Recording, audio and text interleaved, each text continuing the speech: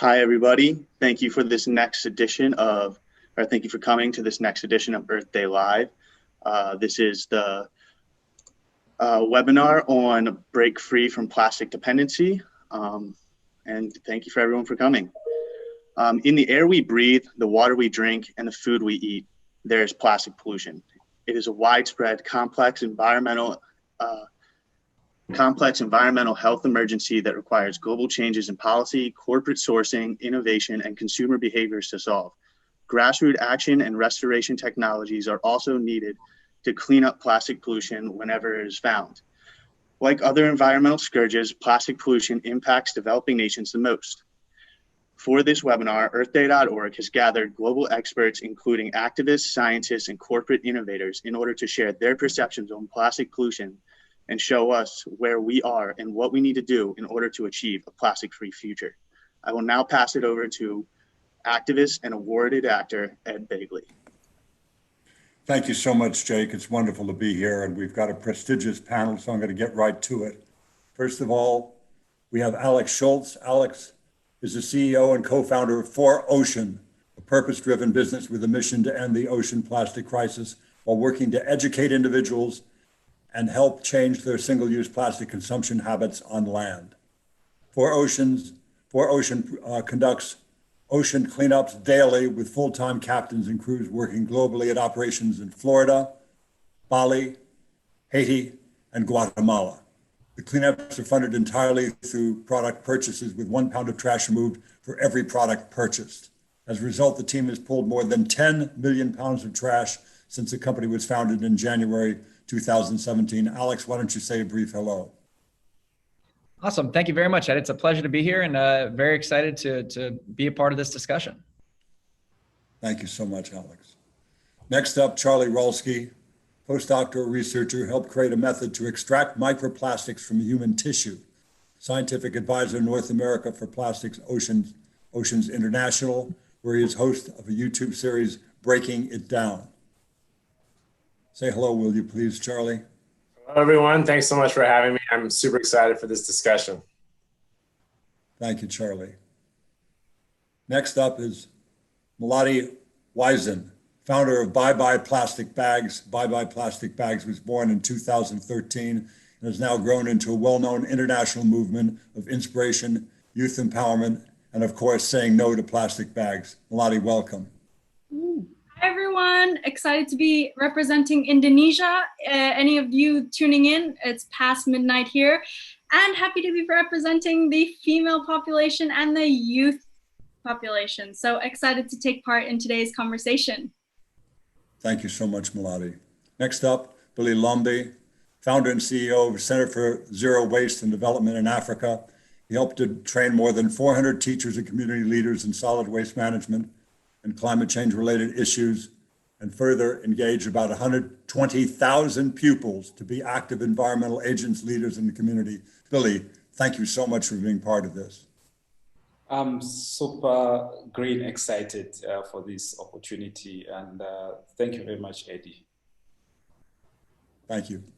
And finally, the last introduction is for Arun Krishnamurthy, started the Environmentalist Foundation of India, or EFI, in 2007.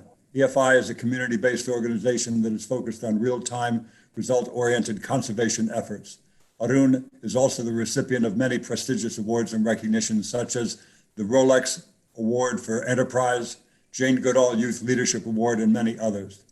Today, Arun continues his conservation efforts, which have expanded to multiple communities around India. Welcome, Arun.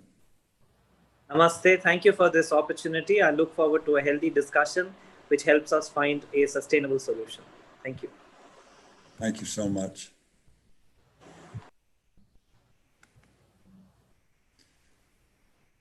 Okay. The gathering of new information on plastic pollution, the systems that are in place that contribute to its growth, allow for the emergence of new theories and strategies to break away from our current polluting cycle. Alex, we all know that plastic is bad and we keep continuing to use it. What are some core elements to changing our perception on plastic, Alex? And I think some of the most important items to changing the perception on plastics is really to just be able to show consumers around the world the damage that it's having on our oceans. I think, being able to use these different videos, photos, and these visuals to show people the impact that it's having is incredibly important. In the States, especially, we have a great waste management infrastructure. So a lot of the times when we're recycling this plastic or any plastic is thrown away, it truly does go out of sight, out of mind. And I think, around the world where there are areas that do not have that level of waste management infrastructure, that's where the plastic is entering the ocean at an alarming rate. And I think that if we have the ability to show that impact that it's having on the oceans, that's going to be a big win for changing the overall perception. But aside from just showing the impact that this plastic is having, I think it's also very important to show people, the sustainable routes that they can take in their daily lives to have a serious impact on the amount of plastic that's being consumed, produced, and ending up in our oceans. And I think it's our job to just really show that, it's progress, not perfection, and trying to encourage as many people as we can to try and live a more sustainable lifestyle. And we just need to make cleaning the ocean and sustainability cool in a sense. Thank you, Alex, for that perspective. Very well put. Charlie, are there any emerging technologies or theories to address plastic pollution that we should be paying attention to? Yeah, absolutely. I mean, there's a big push for more bio-based plastics, to be replacing the single-use petroleum-based plastics that we've seen so commonly. And there's certainly a lot of technology on that end of the spectrum that has been put in place. We just have to be really careful that we don't create something that's so much like plastic that it ends up lasting for just as long in the environment, or it's able to have that kind of dangerous interaction with surrounding contaminants in the environment. But there's certainly, it's great. Kind of like what Alex said, it's going to take steps to get there. We can't go cold turkey from all or nothing. It's an incremental process, and the new innovations and the new technologies is certainly really exciting. I think a great way to put the scale of plastic pollution into perspective is to compare it to climate change. Like climate change, plastic pollution is a global issue that affects everybody. However, it does not affect everybody equally. Some places in the world deal with much more plastic waste than others. So, Malati, throughout your experience, have you noticed a disproportionate effect of plastic pollution around the world? And tell us, what are some of the ways we can enlighten people on this unfortunate fact? Yeah, thank you for the question. I think as well, Alex, I'm so glad we're connected and on this panel together as well. Huge admirer of what you're doing, especially seeing the effects here on Bali, where I grew up and where I started my movement 7 years ago now at the age of 12. And, what you were saying as well, Alex, and towards the question, I think also to enlighten people is to show that there are real life tangible solutions at our fingertips, right? It doesn't require technology or necessarily the government to take action. Where we come in as a youth-led movement with Bye Bye Plastic Bags is really to empower people and to empower communities that they can lead by example, that they can take action first. And I think it's also a huge part of that is unlearning. If we look at Indonesia, before plastic even existed, we had our own technologies, which goes back to nature. Right? We had banana leaves, we had traditional woven baskets that did the exact thing that plastic is now doing for us. So I think it's a lot about unlearning and going back to our traditional roots. And that has been very effective in the work that we do to empower the community to change from plastic to alternatives. Arun, I would put that same question to you. Have you seen a disproportionate effect of plastic pollution around the world? Is that question directed to me? Yes, for you, Arun. Yes. Tell me of your experience with that. To show, in fact, this is all the plastic that was dumped on me since the beginning of the month. And we are not even through the month, right? So my larger thing is more than looking at technological solutions.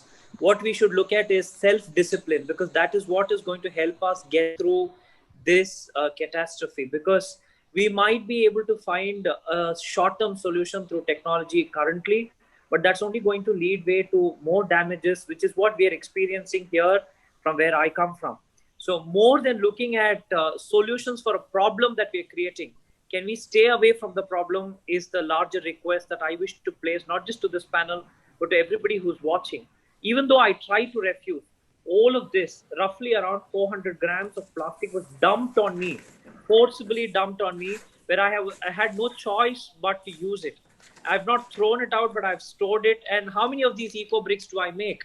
And what do I do with those bricks? These are questions that we have. So how efficient are the recycling techniques? And if recycling is not the way forward, if we are incinerating, isn't that further damage? So more than looking at technology-based solutions to a problem that we're creating, can we not look at avoiding the problem and staying away from the problem is my standpoint in this issue. Very good, Arun. Thank you for that perspective. Billy, while many are left to deal with the burden of plastics, there are few that benefit immensely from its production. Do we need to bring accountability to major plastics producers? How can we do this? Thank you very much, Ed, for the question.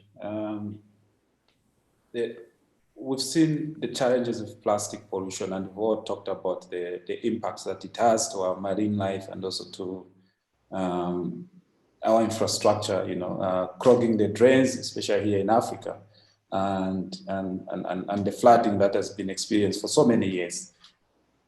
Most of these plastics are being produced by companies, especially through the packaging.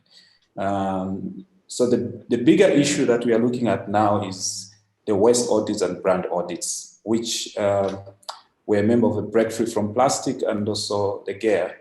And actually, I'm part of the Africa advisory team. So what we did is that when we came up with that initiative, it's working quite well, even at the local level. It can even work at the village level to hold accountable the big companies who are the ones producing most of this single-use packaging. So what we do is that rather just conducting our usual cleanups, but we also make sure that we document who's behind the litter that has been generated in the communities, clogging our drains and also causing putting a threat to our marine life. So initially, the brand audits and waste audits have been working quite well in order to deal with the issue of accountability, to hold the companies accountable to the single-use packaging that they produce. So this is an initiative that has been working quite well at all levels, even at the local level, at the national level, even at the global level. And now we have the top 10 most polluted companies in the world, and they are getting to do something about it based on the data which was released through the brand audits and waste audits. Thank you. Thank you, Billy. As we all know, plastics don't actually leave our environment. They just continue to break down into smaller and smaller pieces, eventually becoming microplastics and finding its way into almost everything around us. Charlie, why are microplastics such a concern for us? Well, it just as what you said, because of their size and their characteristics, they're able to penetrate virtually every ecosystem that we've established up to this point, whether it's the bottom of the ocean, it's the tops of mountains and fibers making their way through the air. Just due to their size, they're able to not only get there, but enter the food chain and make their way up to some of the top tier predators, including us. And we also know that due to their other characteristics and because they have a high surface area, they're able to absorb really harmful contaminants at very high concentration. So essentially they're acting as a vehicle transporting these really nasty things either into organisms or even into us. And because of those two predominantly, they pose a threat to really any organism or any ecosystem that they're interacting with. And they're really, really hard to remove. And oftentimes they're even hard to see. So it's almost like this silent killer. Do we have solutions now for microplastics that are already in our environment? Anybody? I mean, that's a really good question. There are some remediation strategies that have been created to help remove them from the environment, but it's essentially that kind of story about the tap, running and flooding a certain, flooding your kitchen, where we stop the microplastics by stopping the macroplastics, by stopping the plastic uses, reducing it, and sort of looking at each role that we have in our current communities, and it stops there. And I think our other speakers could actually share their perspective as well. Thank you very much, Charlie. This is for anybody. Do you think there's a need for scientists to better convey information to the general public? Can I answer the previous question once, if you don't mind? Yes, please do. With regards to the microplastic issue, right, whether it's lakes, ponds that we constantly clean up, what we've realized is we've reached a point of no return, because the kind of concentration of the microplastic and the kind of efforts that one sees on ground, the efforts get diluted in front of the concentration of the plastic. That's what we're witnessing. That's exactly where, rather than worsening the situation any further, we should look at how we're going to avoid and refuse plastic to ensure no further addition is done. But even if we start a new effort today, in our own modest assessment here in the subcontinent, we're looking at anywhere another 15, 17 years before when that kind of an effort could reach the larger population for us to see a substantial result on ground. So that's the impact of the usage in such large populations that we are witnessing. So the microplastic issue has actually reached to a point of no return, in my opinion. And this is not a pessimistic view. This is not a negative view, but this is unfortunately the truth. Thank you so much, Arun. I think also, Billy, go ahead. Yes, I think just also one of the important points is that the issue of microplastics is that, for example, to this part of the world, in Africa, some people don't know much about what are microplastics and the impacts that they have.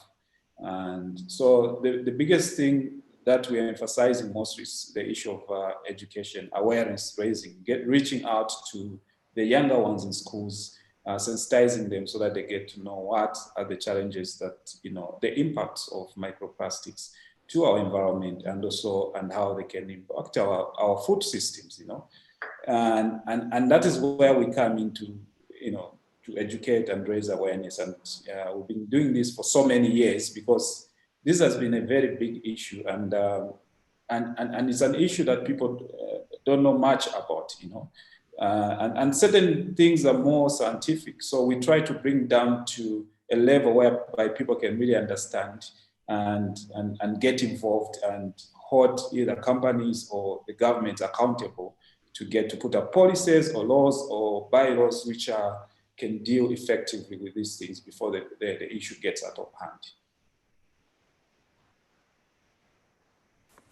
Thank you, Billy. Wonderful perspective on that. As we've discussed, plastic pollution comes in varying scales. Though the most notable is the physical pollution of communities around the world, this is a very real issue that affects the young, the old, the health of the environment. Malati, what kind of role can youth activists play in helping to deal with plastic pollution in their communities? I absolutely love this question. And Billy, you set the stage for us. It's so important to involve young people in educating us, empowering us to not only understand the problem, but also to get involved in the solution. So I believe that the role that young people play is to accelerate the change that we need to see. And that's because we're fueled by passion, but also the knowledge that we don't have the luxury of time. We know that everything is happening in our lifetime, so we want to know the solutions. We point out the elephant in the room and we're saying, why can't this happen faster? And I know that from my own experience on the front lines here in Bali with Bye Bye Plastic Bags, 6 years for our youth-led movement to raise momentum about banning single-use plastic bags. And take note, before us and during our campaign, there's more organizations, more like-minded people who are way more knowledgeable, who are lawyers, who are volunteers, saying the same message. So I think young people and the role that we play is definitely the acceleration of the change we all want to see in our communities. Very well put, Malati. Arun, in your experience with plastic cleanups, how can cleanups be used to raise awareness? Do they ever translate to continued action after the cleanups? That's exactly what we have realized. The number of people who dump trash in open natural habitats gradually reduces over a period of time. Having the experience of cleaning their own trash, people realize what this does, because use and throw. We've all been taught how to dump trash into a dumpster or a trash bin. We have never told the story of where this ends up. It either goes into a marshland, into the oceans. That connection, that connecting the dots, we have never been exposed to. So when we invite people to volunteer with us in cleaning lakes, ponds, beach fronts, and when they experience firsthand, when they pick out that diaper that was thrown, when they pick out that shampoo sachet, when they pick out that plastic straw, when they pick out that rubber tire to a footwear, they realize the quantum of non-biodegradable items in our life and how that impacts natural habitat, and it brings a change in their lifestyle. Definitely, people think twice before indulging in such practices once again, but it takes more time for a considerable change. And given the fact that we are a large population, I'm not just talking about India. When you take the larger human population, for this message to reach, as one of the co-panelists was mentioning, most people don't even understand what microplastics is. So when are we going to get this message to them? So that's the primary challenge. There is definitely a positive impact in those who volunteer. That's exactly why these voluntary movements are critically important to bring more awareness in the society. Well put, Arun. Very well put. Sorry. If I may jump in on that, I agree with Arun on that. I run the Great Global Cleanup campaign for Earth Day Network, and one of the things that I've noticed from seeing people do cleanups is that it's a very intimate way to start to interact with your environment and your community. And we really think here at earthday.org that cleanups can be the first step to a whole lifetime of activism. And it's really a great way to start exposing yourself to the activist movement, to what it's like to do good for your environment, and especially just your community around you. So yeah, thank you for your words on that, Aaron. I appreciate them. Yeah, and Jake, I think, sorry, go ahead, Alex, please. Sure, and Jake, I think that's a great point. I think with 4Ocean, like for example, when we first started this business, our sole objective was let's clean up the mess that's at our feet, right? And that's how we started with the business, and we quickly realized that we have to be careful not to spread the message that simply cleaning the ocean alone can solve this issue, right? This is not going to. We can't clean our way out of this mess. I think that's one thing that we're trying to utilize cleanups to really show people the impact that the plastic is having on the environment, and really make it relatable to the point where people understand what's happening, and give them the opportunity to learn about cleaning up this plastic and what they can do personally to have an impact on the amount of plastic that's entering the ocean. These corporations are producing plastic for these brands, and these brands are producing plastic for consumers. And we as consumers have the choice to pick sustainable options. And I think that's just the most important part, how we can utilize cleanups to start that process, like Jake was saying. It's that first step into a more sustainable future. Well put.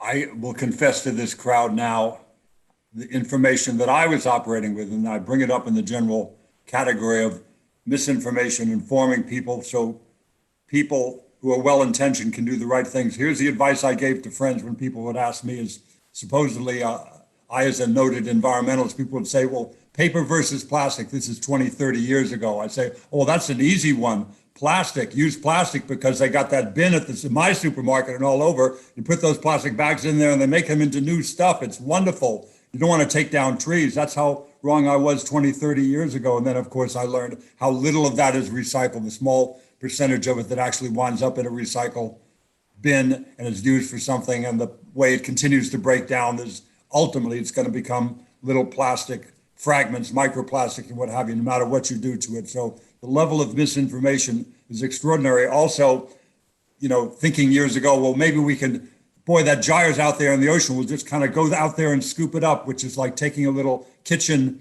strainer and cleaning up the Sahara Desert from, it's just insane. And assuming also that all the stuff is on the surface, not only would you get a lot of bycatch, a lot of marine life by scooping it up in that way, but a lot of it's halfway down, all the way down in the ocean. You can't, there's just no way to physically do that. And so people have, even well-intentioned people like myself, have misinformation. I've been schooled on it now for years and know the right answer to that question, which is definitely don't use that plastic.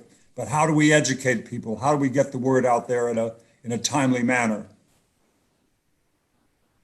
I think if I can jump on that one, as a 19-year-old change maker, totally consumed in how we can accelerate the knowledge and the education of people on a mass scale. I think it's also, Ed, I think it's really important to acknowledge that, the information that we had years ago was not at all at the standpoint that what we have right now. We have the science, we have the data, people have been studying this for years and finally publishing and sharing in a way that we can digest it on a individual level. So I think it's also really important to acknowledge that as individuals, what we may have known a couple of years ago is now corrected, adjusted, evolved into new statistics, new facts. And I think it's really important that we're open to evolution of knowledge. But I think also it's really the transparency of that. And we also talked about earlier, you know, how important it is for scientists and people who are on the front lines studying this to be communicating it in a way that is digestible, again, for young people, for business leaders, for literally politicians, anybody who needs to be creating these regulations for change. So I think it's this transparency and communication of the new data, of the new facts that we need to have on a more bigger scale that we're not seeing today. And that's where, again, young people are kind of coming in, trying to connect the dots. All the young people that have the opportunity and the privilege to be in panel discussions at the UN or attend virtual conferences with scientists. And we're trying to communicate that out on social media, on TikTok, you know, and we're trying to spread the word as quickly as possible. So I think it's definitely that transparency and communication that needs to happen a lot more for us to be able to scale quicker on the solutions and the knowledge for the mass population to get on board with saying no to plastic pollution. Thank you, Melody. Well put. And also, and just to add on that, and also the most important thing also is that we need to deal with the issue of the narrative which is there. You know, there's most of the narrative which is there has brought us to the mess that we are into now. For the plastics, you know, to be plastic pollution to be a global crisis, just like climate change. And for example, there's been too much talk about recycling, that let's produce these plastics, then we are going to recycle them, you know, and that is not what is happening when you go on the ground. The real situation is that, you know, a lot of plastic hasn't been recycled. Most of it is in the oceans, you know, and it's almost everywhere. It's buried under our ground, and it takes so many years to, you know, more than 400 years, more than 500 years. So the issue is that recycling, once we change, the people really understand that recycling is not a silver bullet, then at least it will help us to get to deal with the real issues. And the real issues is that we need to produce less plastics, you know, and we know that the less the plastic we produce, the better the recycling rate, you know. So we are producing so much in such a way that it's hard for us to deal, even when we do the cleanup, whatever. Even the countries, for example, the US, most of it's trash, recycled plastic ended up in China. And now with the China's national sweat law, there's now a crisis. They don't know where to take the trash. They don't know where to take these recyclables, you know. And also people, since they have the knowledge and people, they have been equipped and they have the tools to stand up. We've seen in the Southeast Asia, and Merit, I'm sure you have a better experience there in your country. People are, you know, they don't want to receive the tons and tons of shipping containers with the waste that is destined for Southeast Asia. It's been pushed back so that the countries which has created this mess can deal with its own mess in their own countries. You know, so that shows the level of education, the level of, you know, the awareness that people, the tools that people have to stand up and take these issues in their own hands and create a better world that they want to see. And I want to emphasize, though I spoke just a few minutes ago about the folly of trying to clean up the Sahara Desert with the kitchen sieve, and trying to do that in the ocean to clean it all up is not possible. There are people that are cleaning up some of the plastic pollution in the ocean today. There are people on this panel who are doing that, and on land doing that, and there's ways to do some cleanup. You know, Charlie Moore, as a lot of you know from Algalita, is out there in the ocean cleaning up buoys and fishing line and coolers and things that you are able to grab without harming any marine life or fish or what have you. So there are ways to do that in the ocean to a certain degree, and on land to a larger degree, of course, when you have streams that are littered with it to keep it from going out to the ocean. There are booms they put out to stop the plastic from flowing to the ocean in LA and elsewhere. But again, the most important thing to remember is all that is wonderful to try to get a mop and clean up the mess in the bathroom with the tub overflowing. The first thing you want to do is turn off that spigot and stop the flow of all this single-use plastic and now I put this to the group at large, address what I just said, if you will, but also the larger challenge that we have now with COVID, where people, you can't bring your own mug into Starbucks, let's say, to get coffee in it. You get things, delivered to your home with plastics that you otherwise wouldn't have taken. What do we do? Is there any solution to this challenge we now face with COVID? Anybody want to tackle that thorny one? Yeah, sorry, Alex, you can go ahead. It is a very difficult scenario, Ed, like you're saying, with a lot of these plastics, a lot of different restaurants and areas for takeout. I mean, we've seen a rapid increase in PPE equipment, as well as, single-use styrofoam, containers, bags, cutlery, a lot of single-use plastic that is really increasing due to these COVID restrictions.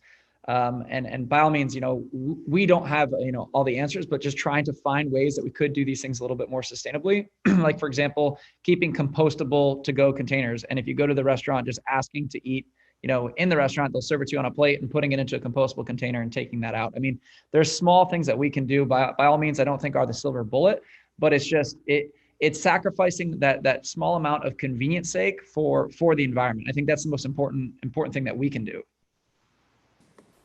Very well said, Alex. I just want to say also a bit of good news that's fairly recent. It was quite a while since the pandemic struck that you could not bring your canvas bags into places like Whole Foods or other places that wouldn't let you do it. They couldn't touch them and all of that. Some places now will not only allow you to use them, they will touch them and fill them. There's a Whole Foods in LA that will now do it for you, but most of them will allow you to at least bag them yourself, or to put it all in the cart, and you can go take the cart out to your car or your bicycle or whatever you got, and then bag them or put them in containers from there. So there's ways around it that I've found, and we have to get inventive and keep everybody healthy, of course, but also not have so much of a new glut of plastic from this situation we find ourselves in. And Charlie, did you want to speak on that as well? Yeah, no, it was a great point. And to what we were speaking on earlier, at least from my background, it's really important that scientists just, don't stay comfortable in the confines of a lab. Don't stay comfortable out in the field if that's where you're doing research. You have to get better at communicating science and being able to speak to anyone, regardless of their background, regardless of their age. You have to be able to communicate what your research says and what your views are on science, effectively. And I think that's where there is a bit of a bottleneck, where scientists aren't uncomfortable enough. And we need to be able to explain our work to children, to people that have never had, an introduction to science. And if we can find these different channels of communicating, I think that would open up a lot of people's eyes and ears to how bad this problem is. So a lot of that's on us. And then in terms of the pandemic, I think we all just have to double down on this issue as soon as things start to improve a little bit. And we need to realize how much plastic we're generating. Much like what Alex said, there are little opportunities here and there. If you get a delivery order, if they don't ask you if you want plastic silverware, then, say that you don't need it. It seems like a small step, but if everyone collectively did that, it would be a huge reduction in single-use plastics just by itself. So there are still opportunities for us amidst the pandemic to be able to use our voices to reduce the amount of plastic we're using. Well put, Charlie. Thank you. Sorry. Ed, do you mind if I mention something on Charlie's point there? Please do, Alex. So Charlie, I love the fact that you mentioned as far as the communication. I think it's a great point as far as being able to make it relatable to both children, adults, and anyone out there. I think that, as all of us as leaders in this space, it's our job to leverage these different platforms like social media and put this content out there in a way that can be digestible to consumers, and give them actions that they can take and arm them with basically the steps to a more sustainable future. And I think that, social media and this really mainstream approach is going to be one of the heaviest hitters when it comes to how we can have impact in this space. Because if we can create that global movement all around the world in a unified kind of approach, I think that's how people will feel a little bit more comfortable on what they personally can do to get involved in this space and feel like they are having an impact. Whereas Ed, like you mentioned, they may think they're doing the right thing, suggesting go with the plastic bag route. But if they have the right information and they learn through it, and if we have the ability to arm them with that information, it can have a massive impact on the environment. I'd also like to say briefly, we're here today gathered because of the generosity and the hard work of earthday.org. And so Please feel free to go to donate.earthday.org to donate to the Break Free from Plastic Pollution campaign or to the organization as a whole. So thank you, earthday.org, for being part of this. Go to earthday.org or quite specifically donate.earthday.org and help get the word out about plastic pollution, many other important issues that Earth Day is very, very helpful with. So thank you for allowing me that shameless plug for a wonderful organization. Anybody else have anything they want to join in? Just let's get some free flow now about different ways that we can improve this situation. Anybody want to jump in with any thoughts they're having with all they've heard? I think I can jump in. I think a common thread that we've all seen and all are on the same page, hopefully at this point, including the viewers, is the narrative needs to change, but at the same time, we need to hold our political leaders accountable, the brands accountable. It's about a designs and systems change. And I think as much as we talked about the consumer power that we all have as individuals, no matter what level we are, a young activist, a CEO, or a teacher at school, we all have that consumer level power, but we do need to see more policy change and regulation that helps enable this change to come a little bit faster into daily life change and implementation. So I think that's just a different side of the table that I wanted to bring up to the conversation. You know, here in the work that we've been doing on Bali is really focusing on seeing how we can make a plastic bag ban happen. And even there, we've learned so much about, you know, getting a signature and a stamp on a regulation with the government is different than actually implementing the change. And so that's again where I think is really important if we're talking about plastic pollution and how we need to move forward. As much as grassroots level is so powerful and we see the value in it, it needs to come from the grounds up, but from the top down as well. And we need to meet in the middle in order to accelerate change, because we know we don't have the luxury of time, but we also know that we have the data, we have the knowledge now. There is simply no excuse to wait until tomorrow to take action. I agree 100%. Thank you so much. You know, we have a success story in the city of LA, which is, I started in 1970, you know, riding my bike and taking public transportation. I was a broken, struggling actor then. I didn't have money for fancy solar panels or fancy electric cars, but I did have a very primitive little electric car I paid $950 for. And from 1970 to date, we have 4 times the cars in LA, millions more people, but a fraction of the smog. But I emphasize today, it wasn't just because I was doing my personal action stuff. I was a very small part of it, of course, you know, with the electric cars and the bicycle and public transportation and all that, all the different efficiencies that I sought out. That's just one pillar. There's 3 pillars that you need to affect things on climate change, for this plastic pollution issue that we're dealing with. And they are not just personal action, that's very important, but corporate responsibility and good legislation. That's how we clean up the air in LA. It wasn't just one thing with me riding a bike or taking public transportation. It also needed the Clean Air Act and the enforcement that came from that to get the air cleaner in LA, and corporate responsibility to do some things to clean up power plants and vehicles and all that stuff. It takes all 3. It can't be just one of them there. They're all interrelated, of course. If more people are inclined to adopt cleaner measures, and corporations are more inclined to do things they can make money at that are greener.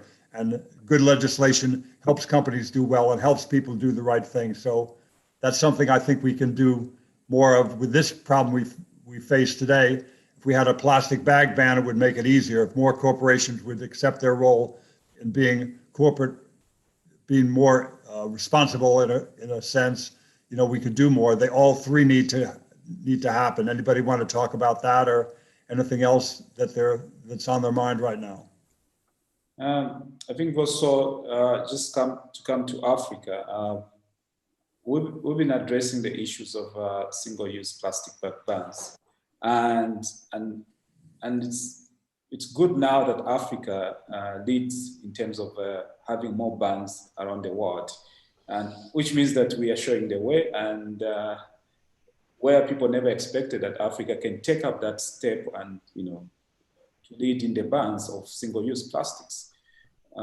So what we are doing now, we are putting our efforts together and to deal with these issues in different countries. And so far, I'm working with one of my fellow activists, James Wakibia from Kenya, the guy behind the ban on single-use plastics in Kenya. he just used a camera to document the plastic pollution challenges. Then the government decided to put up a ban because of his work. So what we are doing now, we're trying to use different tools and means to reach out to governments, to legislators. And for example, here in Zambia, had an opportunity to present to the Parliamentary Committee on Conservation on the importance of putting up a total ban on single-use plastics. Because we don't have a total ban, we just have a ban on 30 microns and below, and we have a current, SI in place, SI number 65, statutory instrument, and also the what we call the EPR, the extended producer responsibility. For us, we are pushing to say 30 microns and below is not enough. And when you look at the issue of enforcement has always been an issue in Africa, based also on the paper that I did in terms of looking at the challenges that countries face. So I compiled a paper on the successive bans and the bans which haven't been successive and why. And the issue of enforcement also has been quite a big challenge. In some countries, there can be a total ban on single-use plastics, but there's no enforcement. So companies will continue to produce plastics which are of below standards or which are not supposed to be, produced. So it's business as usual. So now we are pushing to ensure that there's enforcement and people are penalized, people behind all the mess that is being created. And that is the work that we've been doing, and we try to document it in such a way that it's easy to, for policymakers or people who are supposed to pass the laws to ensure that these are critical issues and they need the urgent action to be taken to deal with them. Thank you so much, Billy. Now, Jake, I think we have time for Q&A. Do we not? Do we have any questions that are lined up in a queue somewhere for questions from our audience or otherwise? Yes. So thank you for that, Ed. So I think this question would best be addressed towards Charlie, because you mentioned it. Someone was wondering what the difference between plastics and bioplastics is.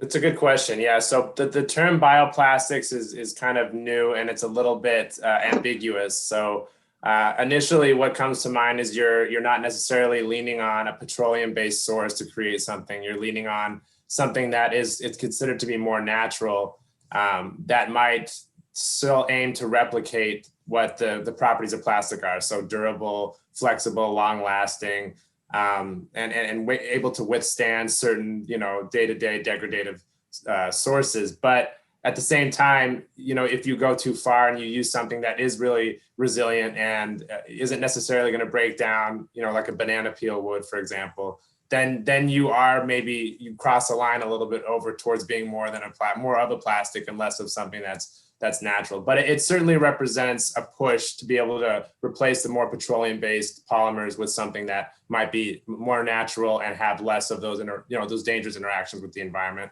and the organisms within. Awesome. Yeah. Thank you, Charlie. So Catherine Lament asks, please explain the limits of recycling. Why does that not solve the problem? And that can be for anyone that wants to answer that question. Anybody? I can start. Yeah. So basically, the recycling intention wasn't a bad thing, but what ends up happening is we're first overburdening these recycling centers with way too much plastic and way too much single-use plastic. So even if it was efficient in a perfect world, there's just so much there that they're not able to handle it. Second, when you do aim to recycle something, it almost reduces the structural integrity the more times that you are recycling it. And therefore, it's not serving its initial purpose as well. And so if you kind of look at those two together, it becomes almost more cost-friendly and more feasible to just go after a new product instead of trying to recycle an old product. And most of the time when we do say recycle plastics, I think there was a study that came out that said of all plastics we've recycled maybe around 9%. When you do recycle it, you're turning it into something else. So for example, if we're recycling plastic water bottles here, that doesn't become another plastic water bottle. Oftentimes that becomes something like a fiber that lines a coat or a jacket. And then you've started this other issue by washing it, having microfibers go in the gray water and make their way into the ocean. So it's inefficient. It's not as cost friendly. And there's just so much out there that it's really difficult to make it effective. Yeah, and I think that was a great point, Charlie. With the fluctuating price of oil, crude oil is basically setting the price for virgin plastic. And for a lot of these different companies, when they're going to look at recycled materials, they're basing off of cost. And it looks at, virgin plastics are literally cheaper and more efficient for their company to produce these plastics. And it really comes down to just that economies of scale of recycling, the logistics, the transportation, the sorting that goes into effectively recycling these materials. It's incredibly costly, and it's very hard for companies to do that, especially when you think of, all the different waste plastic that is being produced. So for example, a PET bottle with a polyvinyl chloride label that's around it, right? It looks shiny, it looks attractive to the consumer, but incredibly difficult to sort and recycle appropriately. So I think there's just a lot of examples, and that comes into what you guys were mentioning as far as legislation on enforcing more easily recyclable materials, cutting down on waste plastic that is too difficult to recycle and is disrupting these entire recycling streams. It's incredibly important. Mm-hmm. Thank you, Alex. So we have a question from an anonymous attendee who asks, there's so much plastic in the grocery stores, even with produce. What can we do as consumers to reduce our use? I'll just jump in, and I want to hear from others as well, of course, on the panel. But one thing that's still allowing at every market I've been to is those kind of mesh bags that are quite light, and they have the little tear weight. If you have one that's made out of cotton, of course, the tear weight, they'll deduct that from the weight of the jalapeno peppers you're getting, or certainly if it's something light. You don't want to have a heavy bag charging you more money. But the point is, you can bring these little mesh bags, which I keep in my electric car or on my bike, and you use those to put in your apples, your oranges, whatever you got that needs to be in a bag. They allow that at every market I've been to. Nobody is saying you can't use those because of COVID. So that's one solution there about eliminating plastic bags in a place like a supermarket. Anybody else? I think I'd bring a slightly different approach, maybe a little more exciting one as well for all of you that are up for the challenge. Plastic bag exchange. Like, literally, don't forget the power you have as a consumer, as an individual. If the supermarket, your local supermarket, is still giving you all of this plastic, take it, collect it, and then at the end of your shopping experience, bring it to the cashier and say, keep it. Look at all of the plastic that you're giving me, and just sit with that. Like, if you get a lot of people to do that, and this is a campaign that's done like all around the world, lots of activists are doing this, just showing the producers or the supermarkets, the retailers, all of the plastic that they're giving consumers. It kind of, even if it is just the person at the cashier, they'll call the manager and be like, there's a bunch of crazy people giving me the plastic back. You're making a difference. And that's one way as a consumer that you can enact your power to show the local stores that there's actually a demand for them to change from plastic to more friendly alternatives. So I think that's just a different approach. Otherwise, obviously, bring your, like Ed said, your tote bags, your mesh bags. That's a really simple way that you can also get involved. And sadly, there's some things, certainly if you want to get apples, oranges, you can put them in those mesh bags. But if you want to get blueberries or strawberries, things like that, there's certainly farmers markets where you can get them without that. But you're hard pressed to go to Whole Foods and get blueberries, raspberries, things like that are not in some plastic container. You don't have the option of just going, well, I'll put them in a mesh bag. But if you do have to do that, certainly do what Melody just recommended, and bring that plastic to them and show it to them and say, I don't want this. Help me find a way to get around that. And hopefully they will. Mm-hmm. Thank you, guys. So Elaine asks, and I find this very interesting, can someone address the pros and cons of making clothing from recycling plastic? Yeah, I can take that. That's so obviously, like we said before, it's going to be incremental steps to reduce our usage.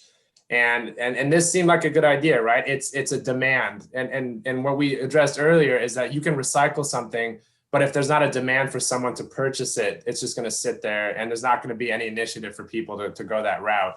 So they saw this as a way to be able to, say, oh, we're taking ocean pollution and we're cycling it into like a shirt. or a sneaker. And you know, I guess the upside of that is that you are repurposing it and you're finding a way for people to, you know, to find it appealing enough to buy it.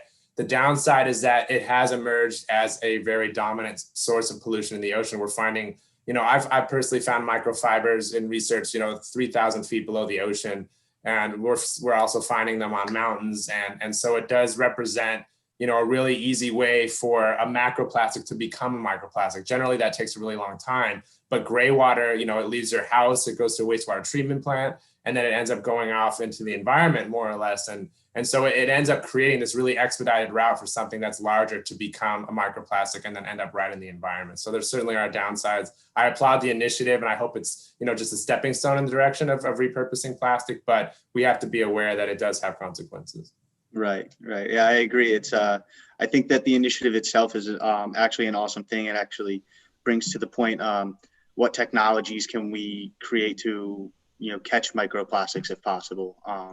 What can we do moving forward to be able to continue a practice that does actually take waste, make it into a reusable product, and have technologies that can also solve the back end problems that we're seeing with it. So I had a question for Malati, actually. You mentioned how you, in taking a step back, we used to have like banana leaves and woven baskets. And I find it very fascinating and valuable, the practice of like native practices, things that were practiced before all the technology started to flood our world. And I was wondering if you could expand on that a little bit and talk about the values of like native practices and how recognizing them can be valuable into solving plastic pollution.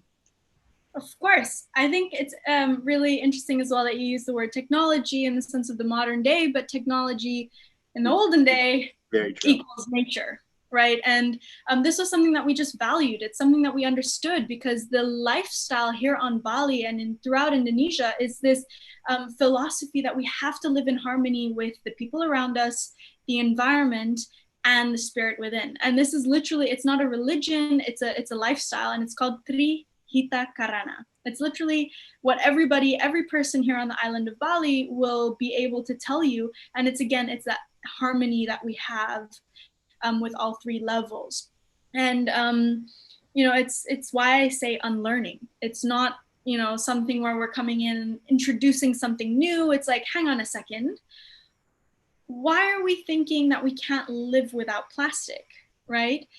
Plastic maybe came 20, 25 years ago onto the island of Bali, and now it's everywhere. Indonesia, as a country, we're the second largest source of marine plastic pollution. That's like crazy to think about, because before plastic was introduced and before we knew the consequences, because we were not taught the consequences of plastic, nobody knew at the time when plastic came about what the long-term effects would be, what the long-term consequences would be. We were taught that plastic would be the lifesaver. We still use plastic for two reasons. It's cheap and it's easy. But when we look at the resources that we have around us, excluding plastic and looking at alternatives, we come up with, and these are comments, or I don't want to say excuses, but they are still barriers, right? Okay, barriers. When we look at alternatives, that they're expensive, that they're not scalable on a mass scale. So we have to understand that before plastic, there was a system in place that allowed us to continue with the market lifestyle, purchasing, wrapping products. There was a system in place. So I think it's just about empowering our local communities and our local traditions to go back to that tradition. We know how to do it. We just have to relearn, unlearn, and continue forward with something that's deeply rooted in our everyday traditional lifestyle. Thank you. So I think we have time for one or two more questions. I saw a question in here for you, Alex. They asked, what do you do with the plastic that you collect from the ocean? And what are the best practices to dispose of it? And maybe you could suggest some alternatives to just disposal, maybe reusing or refusing, something like that. Sure. So the recycling process varies from location to location based on the recycling streams available. But what we do is all the plastic that we collect out of the ocean with our captains and crews, it's brought back to our facility where it's then weighed, documented, and then sorted by type, color, and condition. And what we're doing is we have essentially these large piles of the different types of plastic broken out, so that when we reach the necessary minimum order quantities to recycle this plastic, we can then send it to the appropriate recycling facility to turn that product into a usable form to be made into a new product eventually, and eliminate the need for virgin plastic. Now, as with every location out there, there are items that they're collecting that are almost unrecyclable, to be honest with you. I mean, these are the dirty diapers, these are the contaminated, fabrics, just things that are, in order to recycle effectively, items need to be cleaned and sorted thoroughly. And if we don't have the ability to do that, we exhaust all outlets to try and find solutions for this material, and just make sure that we can do whatever we can to find a sustainable outlet for it. But in some scenarios, there are small amounts of materials that unfortunately are going to thermal treatment or landfills because we've exhausted all of their outlets. And there's so many different complications that come into importing and exporting waste that it really just, it makes it difficult. But as we've talked about in this scenario, the most effective thing that we can do is to turn off that tap and cut down on that plastic that's being produced. Awesome. Thank you, Alex. So I guess I'll pose one more question before we have to step away. So as we've mentioned, plastic is everywhere. It is a global issue. And I think that it's one of the few issues that, yes, like Maliki said, it has to come from the top down, but I think there's so much power from coming from the bottom up, from the grassroots. And I was just wanted, anyone on the panel can answer this. What are the best ways to get people in your community active in order to start dealing with the macro level plastic, the physical pollution you see everywhere? And what is the value in doing that?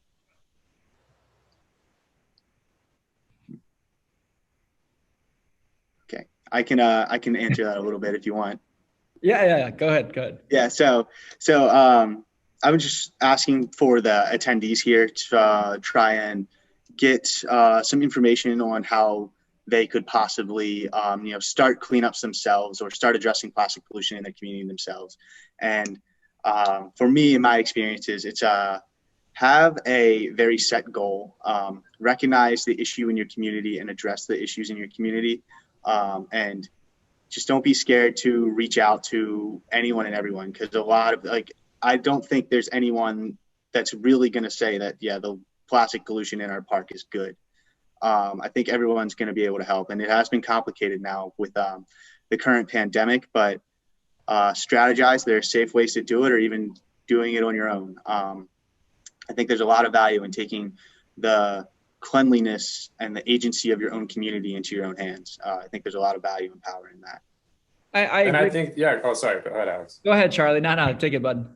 I was just gonna say, if you find something that works, if you find a way to beat the system, share it and tell people about it. Even if it's simple and it seems simple to you, it's powerful. And what I've seen is when people get a hold of information, when they see a change, when they create a change, they become like these little grassroots movements where they share it with their family continues to share it, and your voice does have a lot of power. So if you go to the supermarket and if you see like there's a cucumber that's by itself and a cucumber wrapped in plastic, take a picture of it and use social media to connect with that, that grocery chain, and, in a polite way, say that there are, there's advantages to not having this plastic version of it. Just have the regular naked version of it. It has its own skin.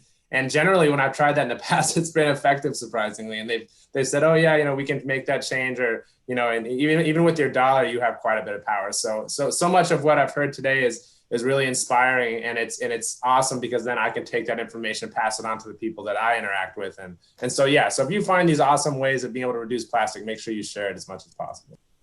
I agree. And Jake, to your note, as far as, the cleanups, I think any step forward is a step in the right direction. And it's one thing we talked about earlier. It's really progress, not perfection. We're not perfect. I don't think anybody's perfect. And don't be intimidated by that, to just take that step forward and try and become a part of it and live a more sustainable lifestyle. But, and just like Charlie was saying, getting that out there on social and using our tools and our platforms to really push that forward, that cleanup and that first, clean up their local community is that step into the next phase of a sustainable future.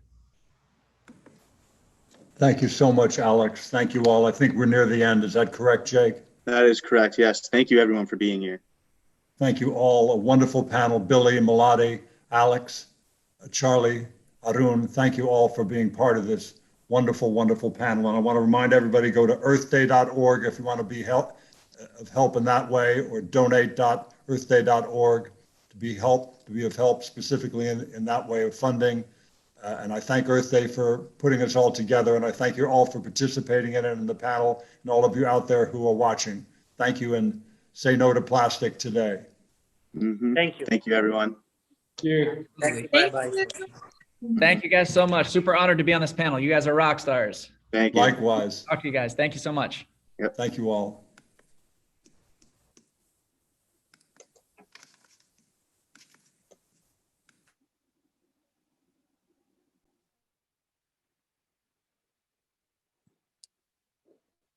Good afternoon.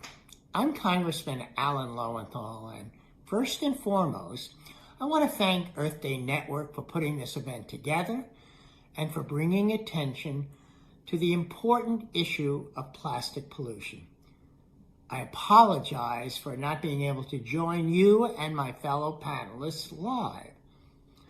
While many of us may have recognized the plastic waste crisis for decades, many are now just coming to terms with it and learning the public health, the environmental, and the climate impacts that plastic has through its life cycle, from extraction at the fracking well, all the way to microplastics entering the food chain. Like the climate crisis, we have waited too long to address the issue, and it is now dangerous to ignore it any longer. It's for this reason that Senator Tom Udall and I introduced the Break Free from Plastic Pollution Act. This is the most comprehensive and meaningful legislation ever introduced in Congress to tackle the issue of plastic waste. This bill incorporates best practices and important common sense measures to ensure that our communities are protected from the health and environmental impacts of plastic production pollution and waste, and are no longer burdened with having to foot the bill for cleanup and disposal.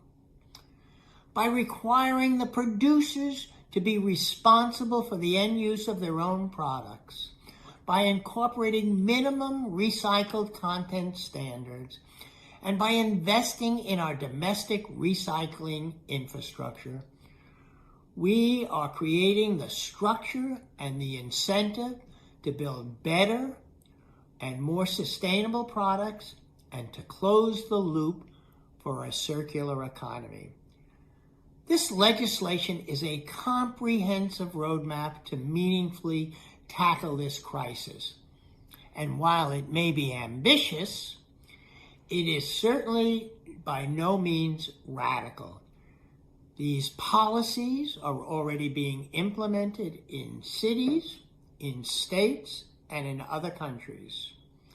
While the bill did not pass this Congress, it has successfully changed the dialogue in Congress.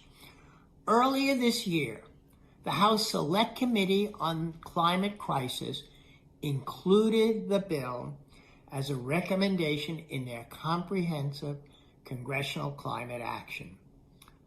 We are proud to have the support of the Earth Day Network and 4Ocean, and I greatly look forward to continuing to work with grassroots advocacy groups, with the industry, with policymakers, and the new Biden administration to advance these important goals. For far too long, Washington has ignored this crisis. And I'm here to tell you that from here on, Congress is stepping up with you to break free from plastic pollution. Thank you.